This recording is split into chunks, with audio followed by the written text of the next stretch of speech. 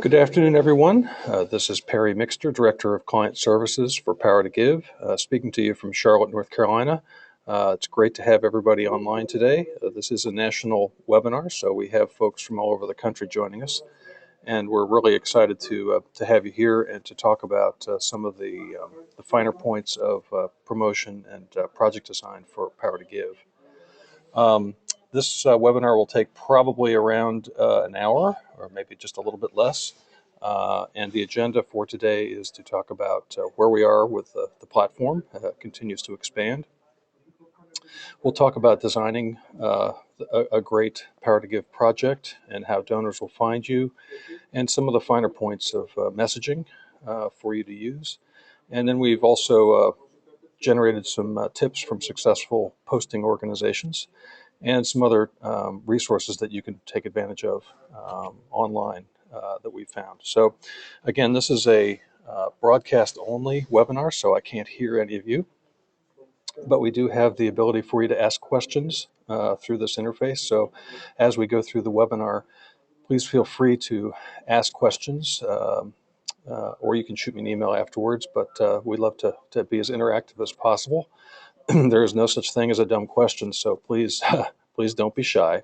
And I'll also give you a link for this PowerPoint where you can download the PowerPoint presentation at the end of the webinar. So hopefully we'll give you everything you need to get started. In terms of where we are with the platform, we've had some exciting growth over the last couple of months. We just launched our 20th site yesterday. We welcome the folks from Columbus, Ohio, Franklin County, Ohio, to the Power2give platform. And we also launched Seattle, Washington a couple weeks ago. So we have some new folks online out on the West Coast. We have more folks lined up, more sites lined up for the coming months, and a few more in the spring. So we are on average adding about one a month. So we're one site a month. So it's an exciting growth pattern that we're experiencing. To date, throughout all of our sites, we've raised almost $3.9 million from 1,735 projects, and we've processed 17,550 individual donations, and that does not include matching funds. So we are doing great work in a lot of different places, and it's exciting to see how the different sites are utilizing the Power2give platform. This is a map of where we are in the country, and you can see that we have a good penetration in the Southeast and Midwest, and we are beginning to expand nationally, and we're excited to have our West Coast friends with us as part of the platform. So we continue to press on. In terms of our results on a more fundamental level, the average gift on Power2give is $129. The most frequent gift that we're seeing is around $50. The average project that's posted is the budget is around $4,700, and we're still seeing a very strong funds of matching funds, representing 45% of those funds raised. Each project obviously has up to 90 days to be on the site, but we're finding that the average project time on the site is 67 days. So some interesting data points for you to consider. Now, we don't track this in all of our sites. We expect the site administrators to do this for us, but in Charlotte, 45% of the donors making gifts on Power2give are new donors. So that's a very important statistic for us here, and that we are generating a lot of new support for the organizations that participate on Power2give. And we're finding that nationally, about 35% of the donors, Power2give donors, have given multiple gifts. So that's a significant thing to keep in mind. So again, some very promising findings from our first 2 years of operation. This graph is particularly interesting because it kind of shows you what happens with our projects. And this shows the funding percentage of all projects on Power2give and how that's distributed. You can see that about 50%, a little over 45% of all projects posted are funded at 100% of the budget that is listed for that project. But you see that there is a large bump in the 1 to 10% range. About between 20 and 25% of projects only get funded at the 1 to 10% range. And then you see how it declines between there and 100%. And the message that this tells us is that once you get past the 30 to 40% range, the likelihood of your project being fully funded is very good. So the critical element is for you to get past that low mark, the 1 to 10%, and that'll get you a very strong and impactful project that we think over time. So interesting statistic that we've found over the last couple of years.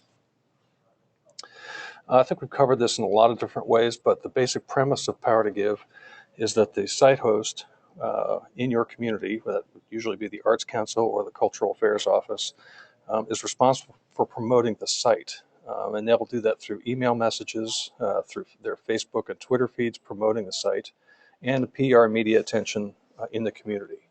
The site host, in most cases, will pursue matching funds, although it is possible for your organization to provide matching funds for your individual projects. And that's something you'd want to talk to your site host organization about, see if that's possible in your community. But the critical element of Power2give is that it is up to you as the poster of your project to promote the project to your constituents and to the community. This directly impacts the funding. We have found time and time again that if you just post a project and hope that people find it, that's not going to be an effective strategy for you. After 2 years, we've had a pretty good track record of taking account of what's worked and what hasn't, and just a brief summary of some of the challenges that we found out in the field. Primarily, this is a new platform. It's a new tool in our fundraising and marketing arsenal, and it does take some getting used to. For some of our larger institutions, Power2give kind of falls in between marketing and the development section. So we've had some situations where there is not ownership one or the other. And so that's important that those larger organizations sit down as a staff and figure out who's going to be the champion for Power2give and truly make it a staff-wide involvement. We have a lot of folks who've said, well, I tried it once and it didn't really work, so it's not for us. And we encourage those folks to hang in there and work with us, and we're happy to help you analyze what worked and what didn't, because as with any new technology, it takes some getting used to, and we think that even the smallest organization can have success with Power2give. The critical element, which we'll talk most about today, is how to design a project that is engaging and unique. And there's a technique to writing for projects on the web, and we'll talk a little bit more about that as well. A lot of folks say, well, we're reaching the same old audiences with this pitch, and so what we want to do is to try to think through with you how to reach those new audiences with the message that you're sending. We have a lot of folks who, for whatever reason, are posting projects with narratives from old grant applications, and we very strongly discourage you from doing that, because really you want to write for brevity and for drama on the internet. Developing strategy for consecutive and overlapping successful projects is key. Thinking long-term about how you're going to utilize Power2give for your organization. And again, we'll touch on that in this presentation as well. So as we think about the projects that you want to post, just put yourself in the role of the donor, and what would you want to give to as an individual in support of your organization? What is it about the programs that you're doing that excites and energizes you?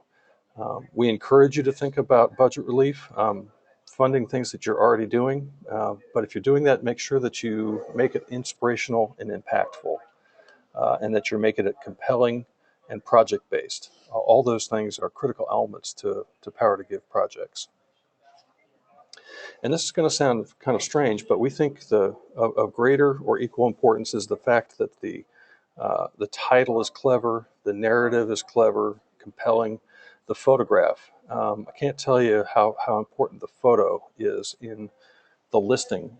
When people can find your project by that image, it's only a very brief chance that you have to capture their attention. So having a compelling photo and video is important. Writing donor benefits in such a way that they directly relate to the project. For instance, instead of saying, "Oh, for $50, you're going to get a tchotchke, a coffee mug, or something like that," tying the donor benefits so that $25 provides a week's worth of art supplies for a student. That kind of creative thinking for the benefits level is very important. And then how well you're going to promote and market the project is obviously very important. So first impressions, again, this is all fairly straightforward, but the project title, creative, eye-catching, making it compelling. Um, Again, photos, colorful and visible. Again, if you have a group shot, you might want to rethink that because the image is small on the project listing page. Make it something that people can identify with. Encourage you to use landscape orientation so that it fills that section, that project listing. And in the narrative, keeping it short and creative, transparent language. When I say that, that means basically being very specific about what you need the money for. Don't be shy about saying we need, $5,000 and 1,000 of it's for marketing, 1,500's for supplies, 1,500's for salaries, that sort of thing. So be very clear because the donors like to see that kind of specificity. Make it compelling, something that someone wants to learn more about. And we very much encourage you to include a 3 to 5 line budget, which includes the Power to Give administration fee. People don't mind seeing that in the project narrative. So your goal here is really to drive action. And I think what we've seen, the most effective projects are those that generate an emotional response, helping audience envision and feel their positive impact. I'll say that you'll see this throughout this presentation, but we want you to both inform and entertain. We've seen most projects that succeed have a degree of humor, where it's a little bit on the edge, and we've seen that be very, very effective. And then as you write that narrative, use this as a kind of a benchmark. Is my narrative capable of providing that emotional response? If it is, yes. If not, you need to keep working on it. So keep in mind what those elements are as you write your narrative. We encourage you to write in the active voice because the passive voice is weak and requires additional words to convey a similar meaning. Think about talking, speaking your presentation. What would you say if you were standing in an elevator and you had 30 to 60 seconds to tell your story? It creates a conversational tone and it may reduce the overall length of your content. And think about how that might be effective in your narrative. Again, as you get used to this, it's going to become easier rather than more difficult to put this together. Write in 1 to 3 short paragraphs using white space, and we encourage you to utilize the formatting functions for bullet points and graphs and charts. And again, donor benefits is a great place to use bullet points to be concise. And eliminate redundancies. Everybody knows you're asking for money, so you don't have to state we need your help. We encourage you to cut your narrative until there's really nothing left to cut. And think about cutting syllables as well as cutting words. Just be very conservative with that time. You can write a huge narrative, but I don't think it's going to be impactful for this Power to Give platform. We also obviously encourage you to think about putting yourself in your audience's shoes. Speak to their needs and wants in their voice. Communicate what they want, not what you want. And if you can develop a go-to and a collaborative sense with the creative writers outside your traditional spheres of influence, we've partnered with, here in Charlotte, with a headline writer at the local newspaper. And she's been very helpful in kind of critiquing project titles and narratives as to their effectiveness for that quick read. And the video, cannot underestimate or underemphasize or emphasize strongly enough how important having a video is. 30 to 60 seconds. Again, it doesn't have to be a high-end production. You can use your smartphone or your computer to tell that story, to put that face, the child that's being impacted by your project. Put that face there with your project, and it's going to be you're going to hit a home run using an effective video. I think the bottom line on all this we want to leave you with is that we want you to tell a story. Why is the community better when this project is complete? all of your messaging should lead with the impact and the benefit of the project, not leading with the ask or the match. I've given some examples here of poor messaging, which would be give to our project, help our fundraising, or give because your dollars will be matched, as opposed to you ought to inspire the next generation of scientists, or view our choreography sharing her vision for the future, or expose fragile neighborhoods to art through murals. So all of those impactful storytelling related messages are going to really drive home your point a lot better than a plea for funds. So to summarize, and not to belabor the point, but to tell the story through the narrative and through the project promotion is really the key to your success. Tell the story and invite the donors into the story and make them want to care that the project is going to be a success and that they have a chance to be a part of it. Just pause here, see if anyone has questions. I don't see any questions. Someone can't hear me, but I think I'm still broadcasting, so I think we're okay there. Please feel free to ask questions as we're going along. We'll be glad to answer those as we pause. Just to show you a great project example, this is a project out of Indianapolis that we've seen, and this is a project by Dance Kaleidoscope, and it's taking the next step. And you see how short the narrative is. Every dance student deserves the opportunity to follow their dream. I think that's a very strong first sentence. Help support scholarships for talented, financially burdened students to attend Dance Kaleidoscope Summer Intensive 2013. And it goes on to just briefly describe that. And then their video, you can see, is a fairly low, obviously done very cheaply. Let's listen.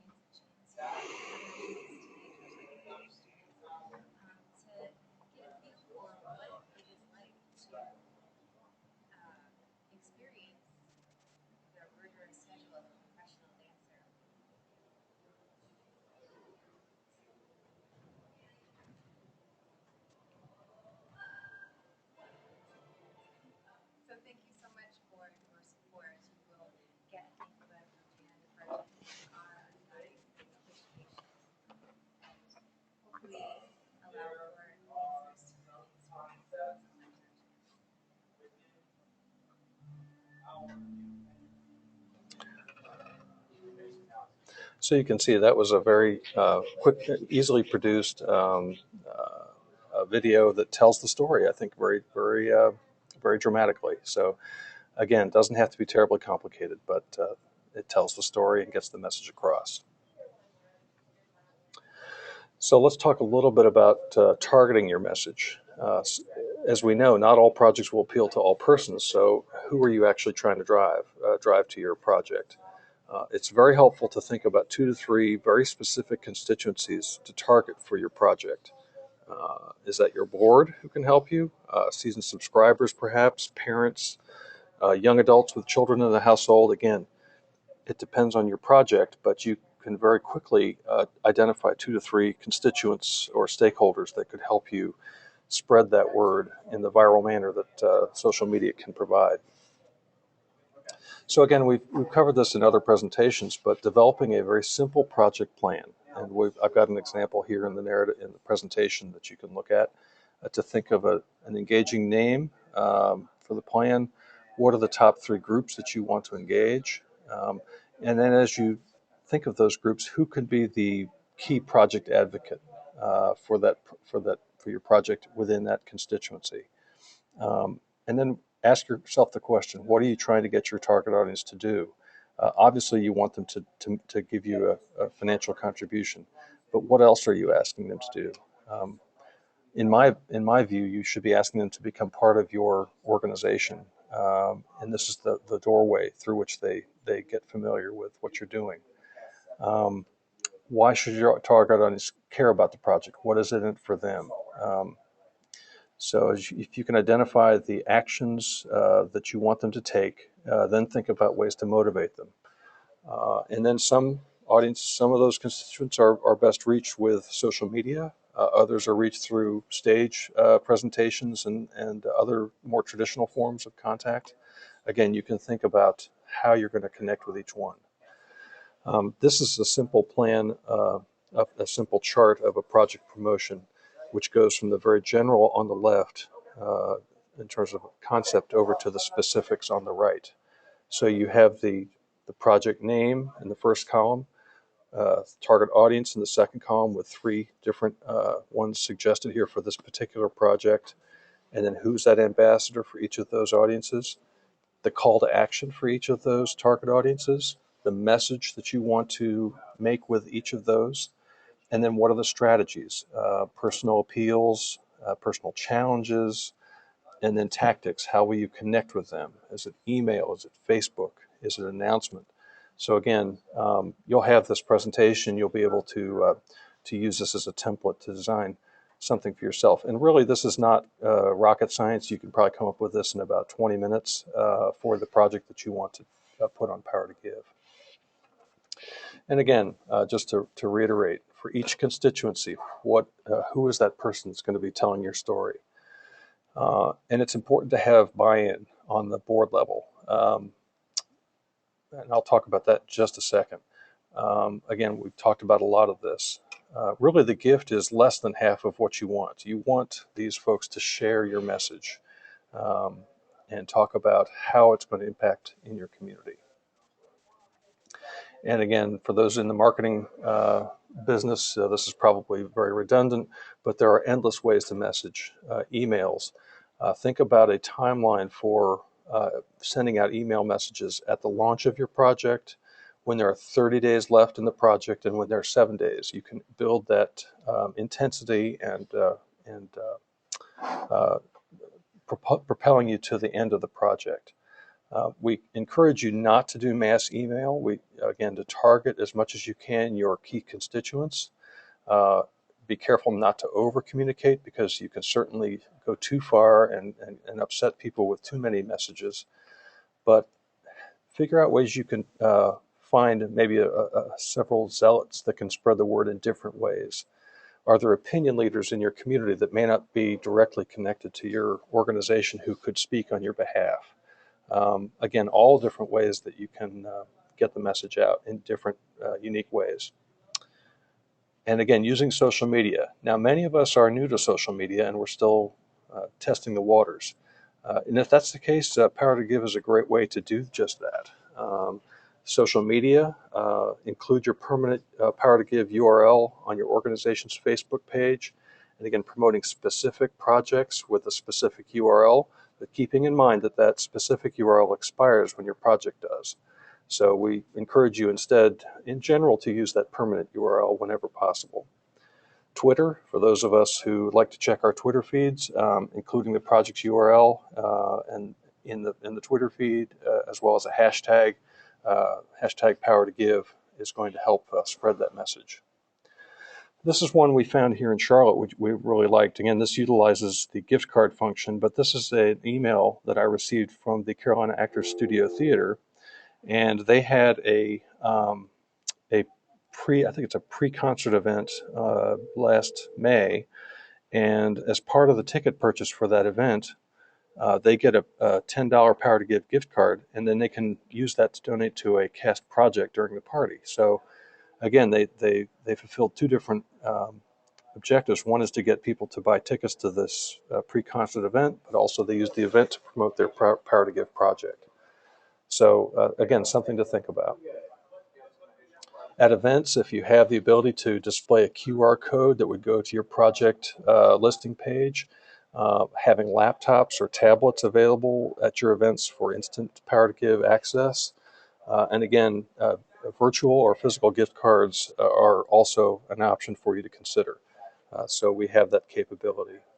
And again, more traditional methods, event banners, e-newsletters, curtain speeches, personal solicitations, and again on print media, uh, taglines, and we've also seen some very effective use of media sponsors for Power2give, posting thermometer graphics in the paper, weekly free newspapers, very effective way of utilizing traditional media.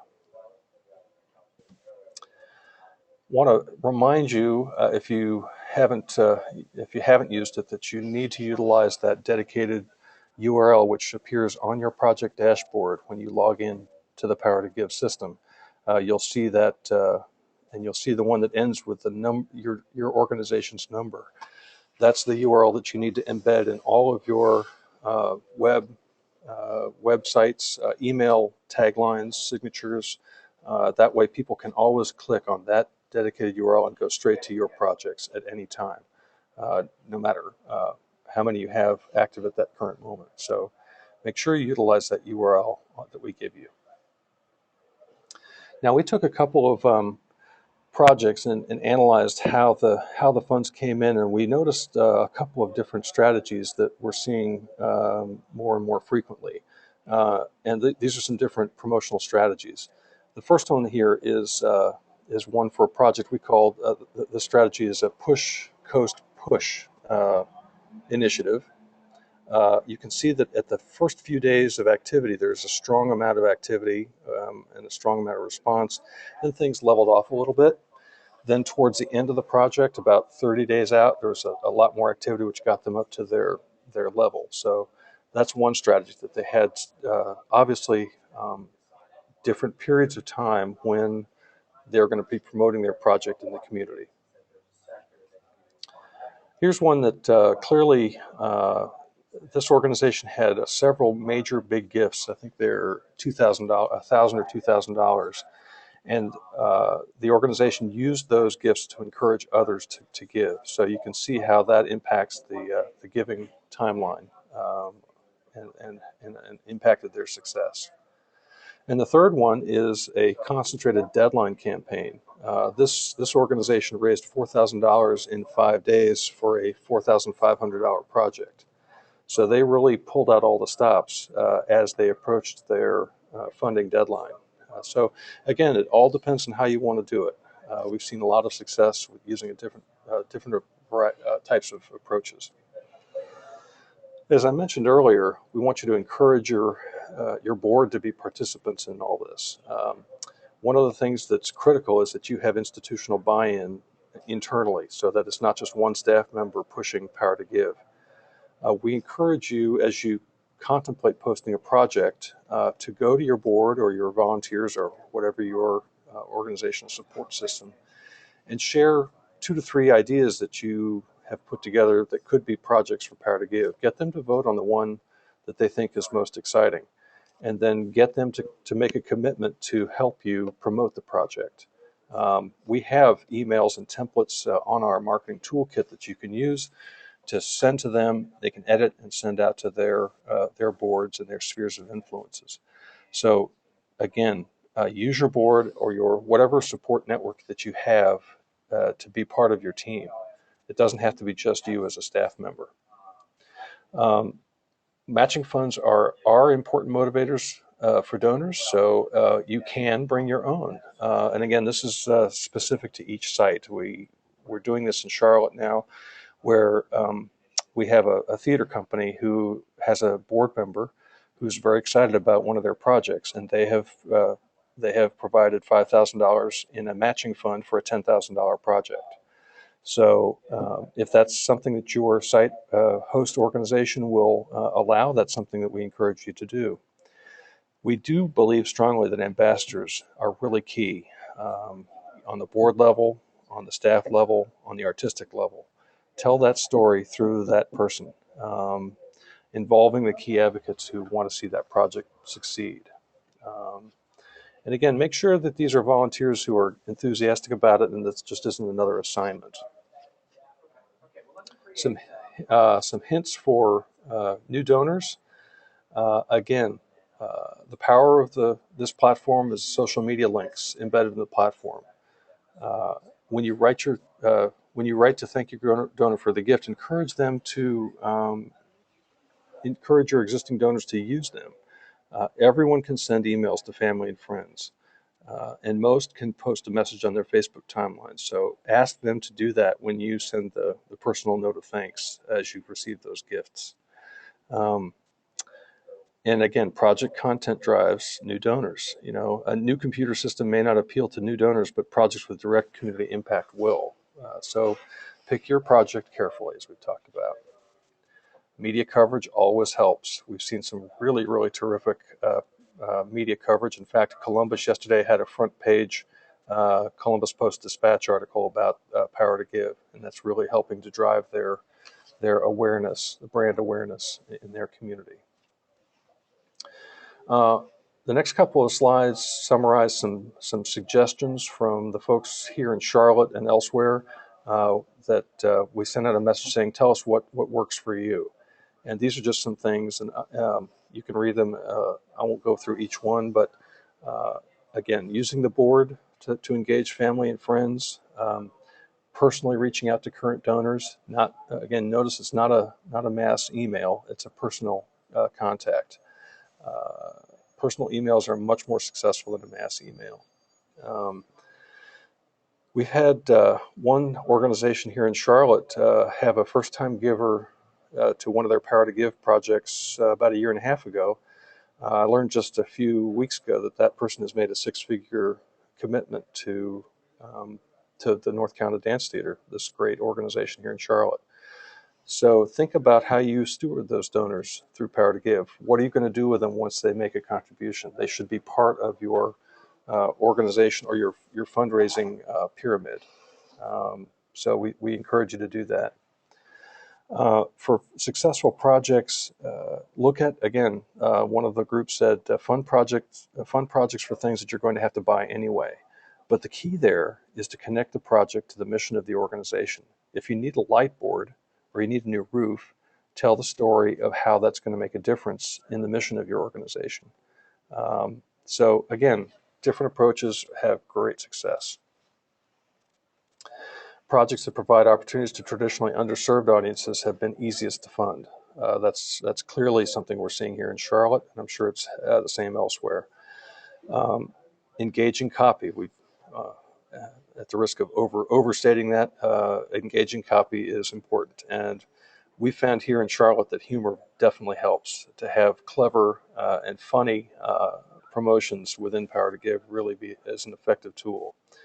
And again, if you get to the point where your project is not fully funded and you cannot undertake it, which we've very rarely seen, actually you can turn this a negative into a positive, and by being honest with the donors and engage them as to how they would like to see their funds used, if that's the case. So they can get involved in different ways, even if you don't meet your total goal. Again, promoting the live projects through your other marketing outlets, e-blast, e-news, website, all that sort of thing. Again, thinking about one or at most two projects at a time we think is the most effective strategy for using Power2give. And if you do have two projects, make them substantially different from another, either programmatic versus equipment projects or small versus large. Make them substantially different so that your donors don't get too confused with what you're trying to promote.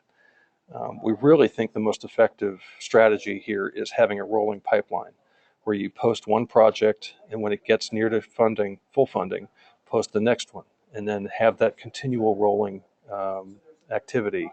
So there's always something going on the platform for your organization. And again, we encourage you to look at the completed project section on the website. If you go to a website and any of our sites and click on the projects tab,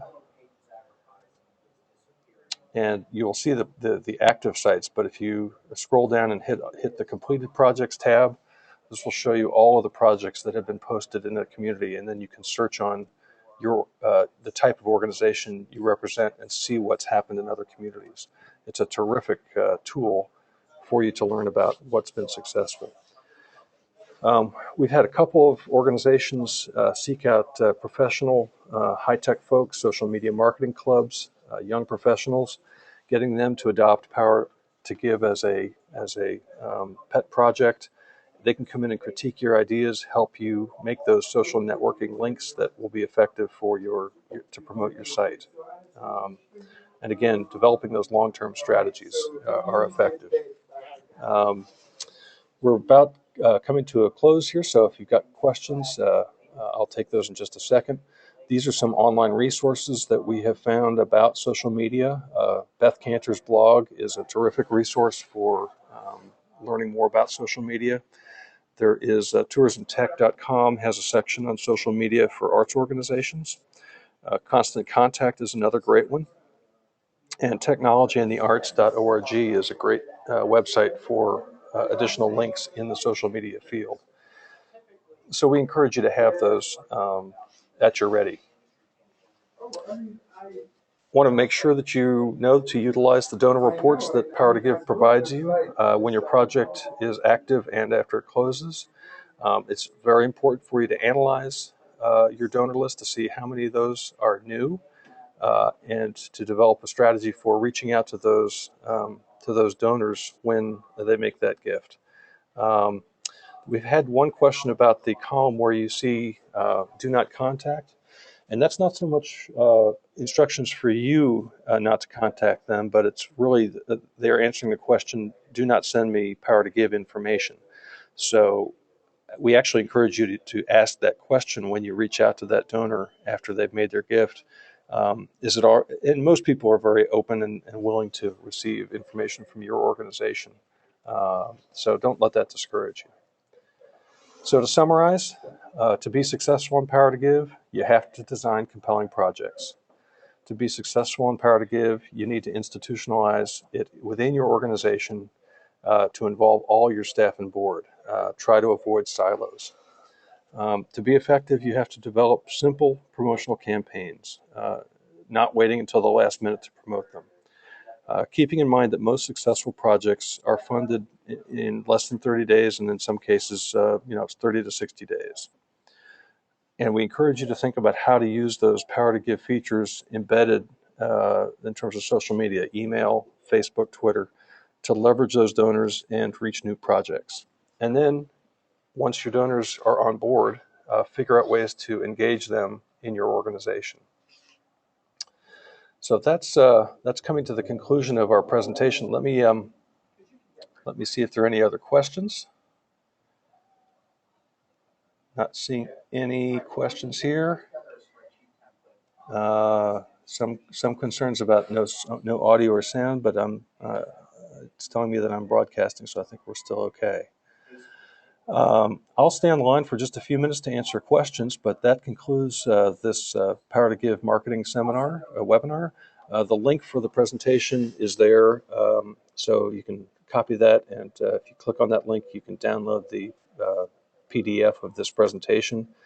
I very much would like to talk to any of you that have questions specific about your projects, and my email and phone number are listed there. We want to be a resource for the entire Power2give universe, so to speak.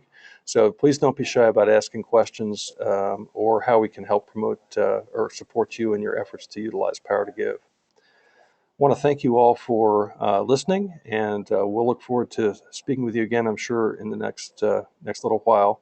And again, feel free to contact me at any time. Thanks again, and have a great day.